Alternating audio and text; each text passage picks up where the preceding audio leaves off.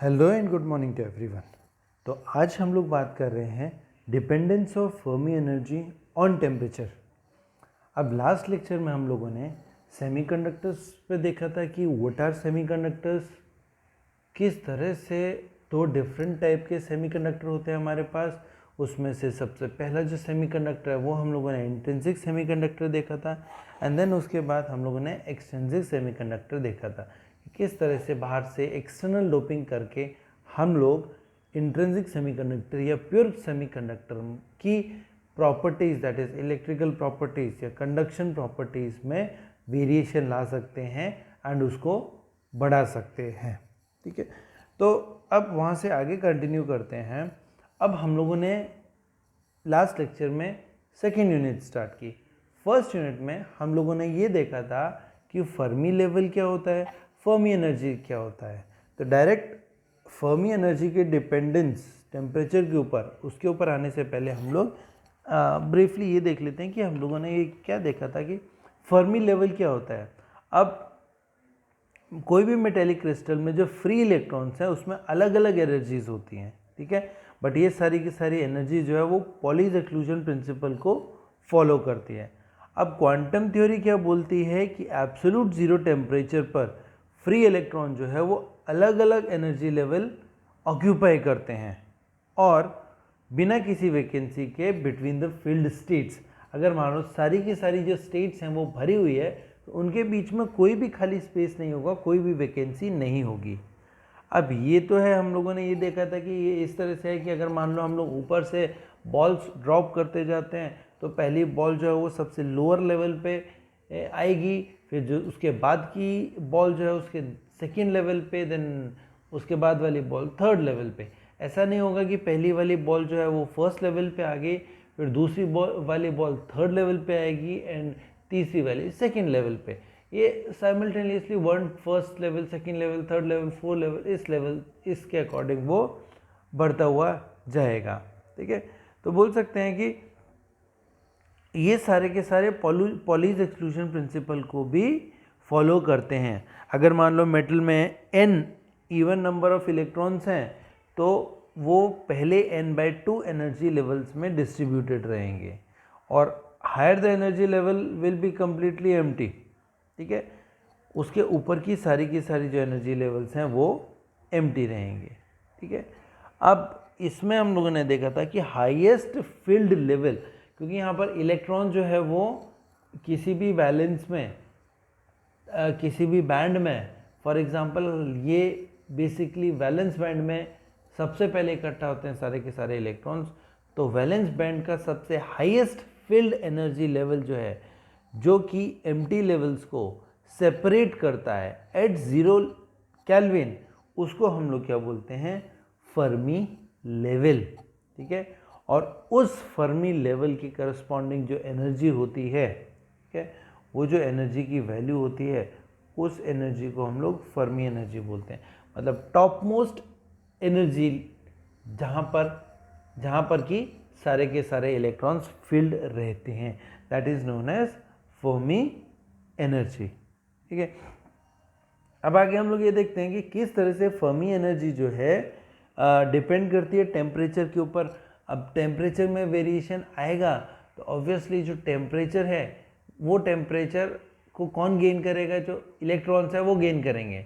अब may be वो bounded electrons हैं, बाउंडेड इलेक्ट्रॉन्स क्या करेंगे, टेम्परेचर एब्जॉर्ब करेंगे, दैट मीन्स एक्सटर्नल एनर्जी लेंगे एंड कुछ वेरिएशन आएगा इनमें।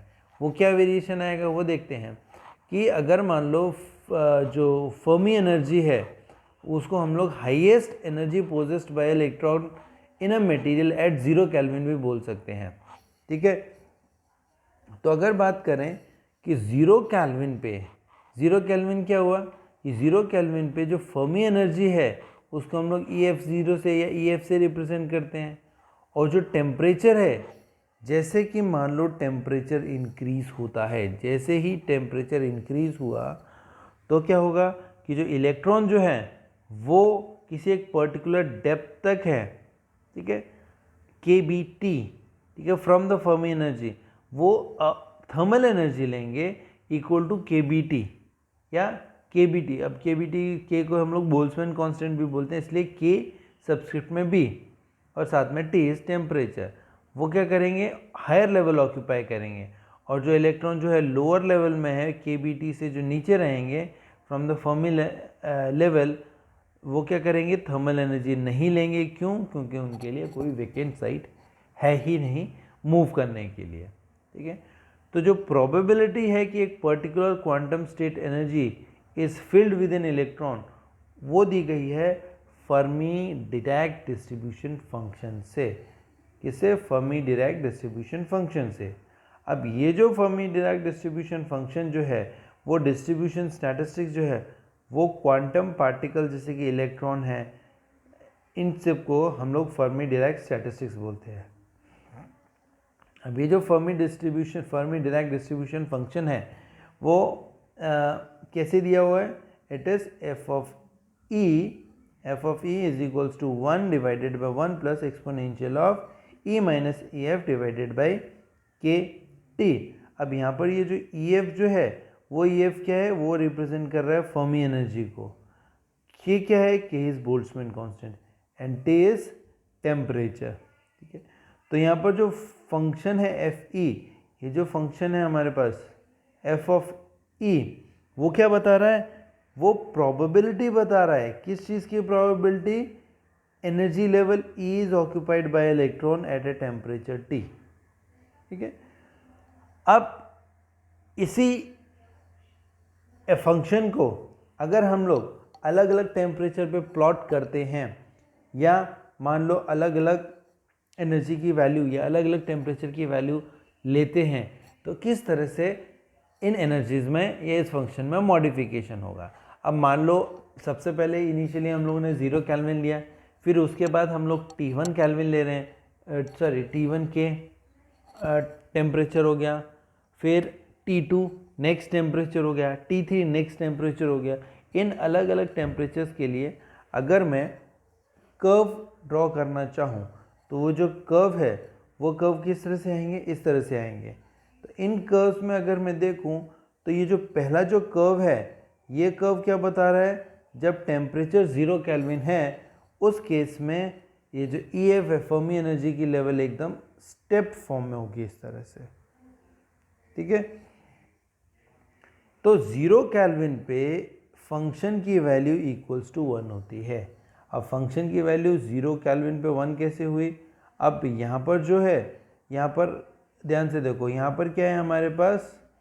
अब हमने क्या किया? t की वैल्यू को 0 किया, तो डिनोमिनेटर पूरा 0 हो गया। अब e माइनस ई एफ है मल्टीप्लाइड बाई 1/0।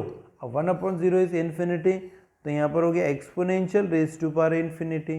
अब exponential raise to power infinity, अब एक्सपोनेंशियल e की वैल्यू ही है 2.7 होती है, अब उसका रेज टू पावर इन्फिनिटी, तो it will go towards infinity, तो यहाँ पर आ जाएगा इन्फिनिटी। तो 1 plus infinity is again infinity, and 1 upon infinity gives the function. क्या होता है 1 upon infinity? 1 upon infinity is, नीचे हमारा आ जाता है 1। ठीक है, तो बोल सकते हैं कि अगर मान लो हमारे पास ई की जो वैल्यूज़ हैं, कौन सी? ये जो ई की वैल्यू है यहाँ पर E is less than E F, यहाँ पर E is less than E F, तो यहाँ पर क्या होगा? उस केस में ये वैल्यू नेगेटिव आ जाएगी। ठीक है, अगर मान लो E is below E F है, तो उस केस में हमारा जो फर्मी डिराक फंक्शन है, उसकी वैल्यू 0 हो जाएगी। डायरेक्टली कुछ नहीं है इसमें, सीधा सीधा है कि यहाँ पर ये जो एक्सप्रेशन दिया हुआ है इक्वेशन नंबर 1.43, उसमें टी की वैल्यू निकालते रहो, या तो आप ई माइनस ई एफ करो या ई एफ माइनस ई करो, वो डिपेंड करता है कि फर्मी एनर्जी लेवल के ऊपर है इलेक्ट्रॉन या फर्मी एनर्जी लेवल के नीचे है electron.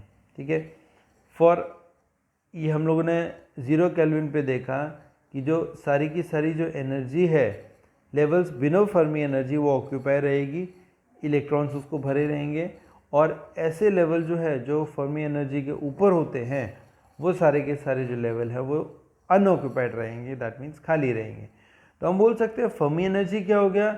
Maximum energy, it is the maximum energy of field state at 0 kelvin. 0 kelvin पे जहाँ तक फर्मी एनर्जी भरी हुई है, ठीक है, जहाँ तक भरी हुई है उसको हम लोग फर्मी एनर्जी बोलते हैं,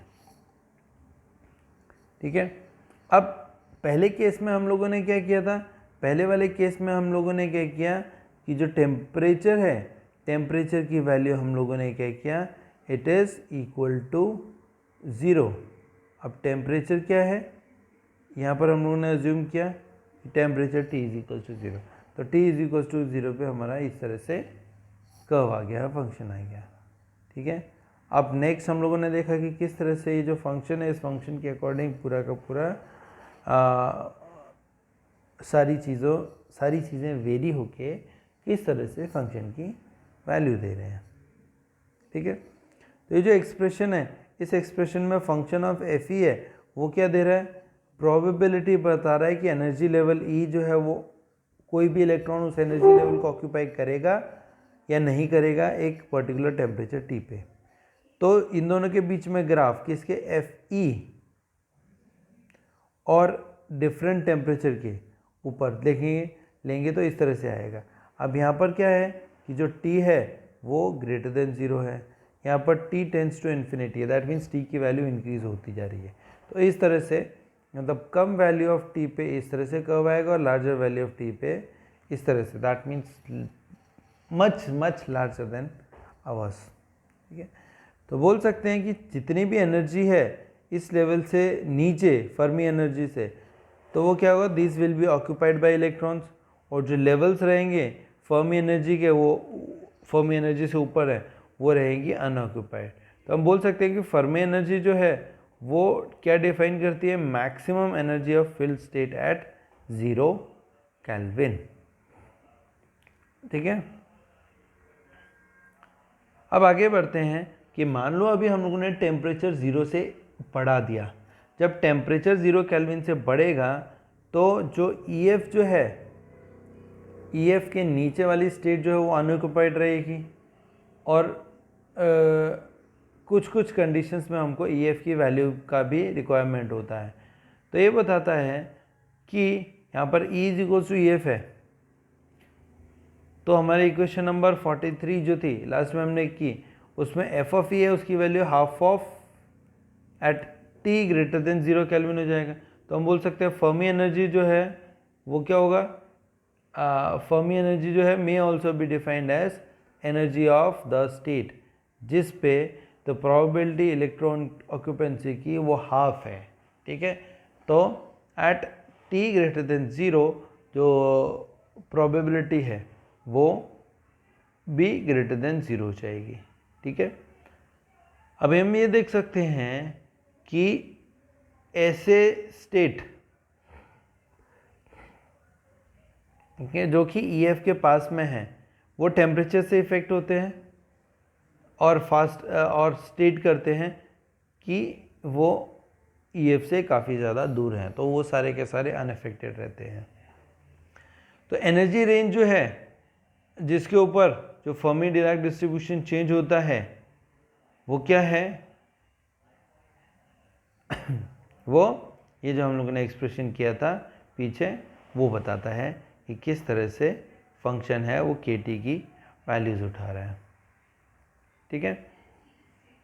अब बात करते हैं आगे हम लोग, नेक्स्ट है हमारा मेन टॉपिक जो है, that is temperature dependence of Fermi energy की। फर्मी एनर्जी टेम्परेचर के साथ किस तरह से वैरी हो रही है, किस तरह से चेंज हो रही है। तो फर्मी एनर्जी जो है वो क्या है, टेम्परेचर डिपेंडेंट होता है, और फर्मी एनर्जी की वैल्यू करने के लिए फाइंड करने के लिए किसी भी टेम्परेचर T के ऊपर फर्मी डिराक जो फंक्शन है वो यूज़ किया जाता है। कौन सा वाला फंक्शन, ये जो दिख रहा है आपको फर्मी डिराक फंक्शन है, यही यूज़ किया जाता है, ठीक है। तो अब हम लोग सबसे पहले ये अज्यूम करते हैं कि जो T है, टेम्परेचर जो है वो 0 केल्विन के बराबर है, तो उस केस में FFE जो है वो 1 के बराबर आएगा एक केस में, और एक दूसरे केस में 0 के बराबर, ठीक है। तो जब ये जो फंक्शन जो है वो FFE इज इक्वल्स टू 1 है, तो उस केस में जब E है एनर्जी जो है वो फर्मी एनर्जी से कम होगी। एनर्जी ऑफ इलेक्ट्रॉन्स या एटम्स की बात हो रही है यहाँ पर। और बोल सकते हैं कि जो फंक्शन ऑफ ई जो है वो 1 कब होगा, जब E is less than E F और इक्वल टू 0 होगा जब ग्रेटर देन और इक्वल्स टू ई एफ होगा। ठीक है, अब इसी में कैरियर कंसंट्रेशन की बात करूं तो वो एन के फॉर्म में आती है, उसको स्किप कर दो।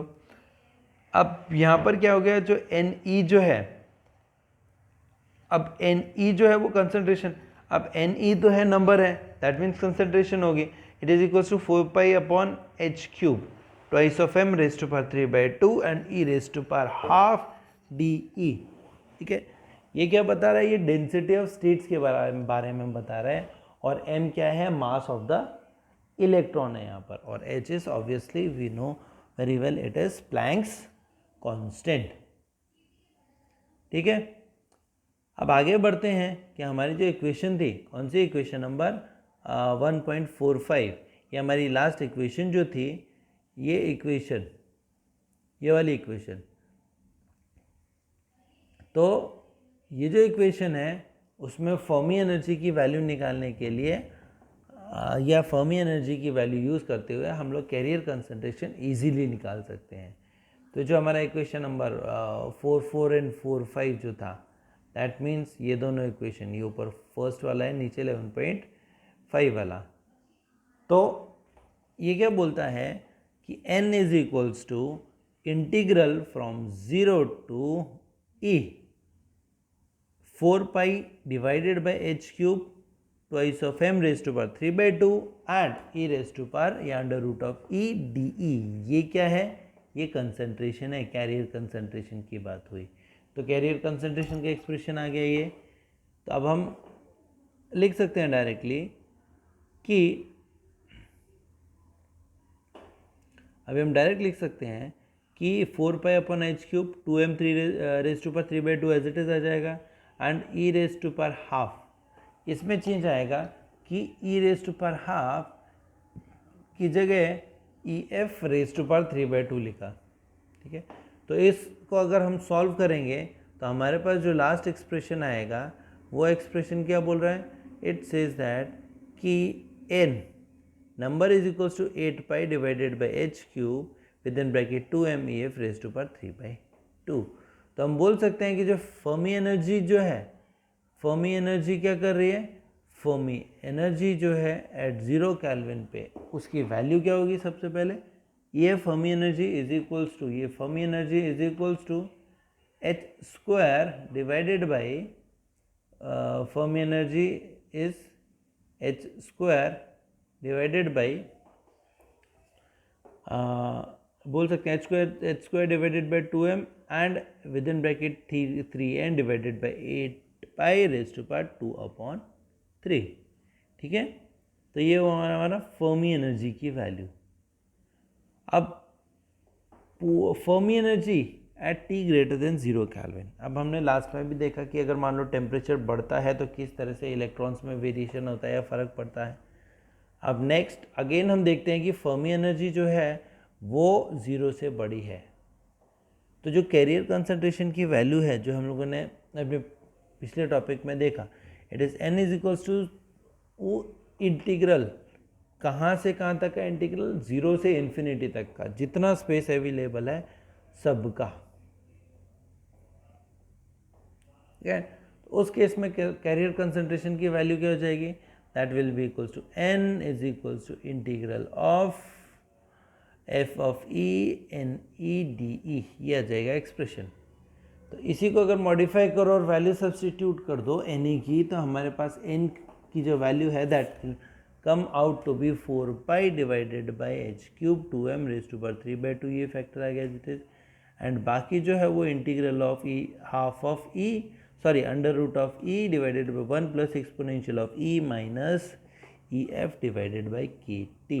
अब ये जो एक्सप्रेशन आया हमारे पास, इस एक्सप्रेशन को हम लोग थोड़ा सा सॉल्व करेंगे और e minus E F raise to power k t इस चीज़ की वैल्यू देखेंगे, और हमारे पास जो एक्चुअल में लास्ट में एक्सप्रेशन आ जाएगा, कौन सा एक्सप्रेशन, फर्मी एनर्जी का किसी भी एक पर्टिकुलर टेम्परेचर T पे, that will be equals to EF is equals to EFO ठीक है, it is equals to EFO।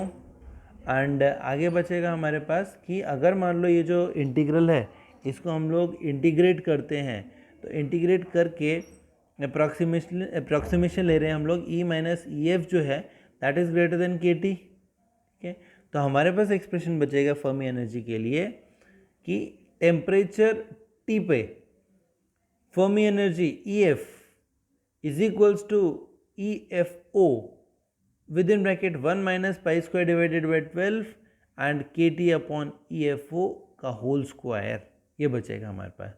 तो यहाँ पर जो फैक्टर है KT डिवाइडेड बाई EFO, ये वाला जो फैक्टर है हमारी इस इक्वेशन में, ठीक है, वो बहुत ज़्यादा छोटा है।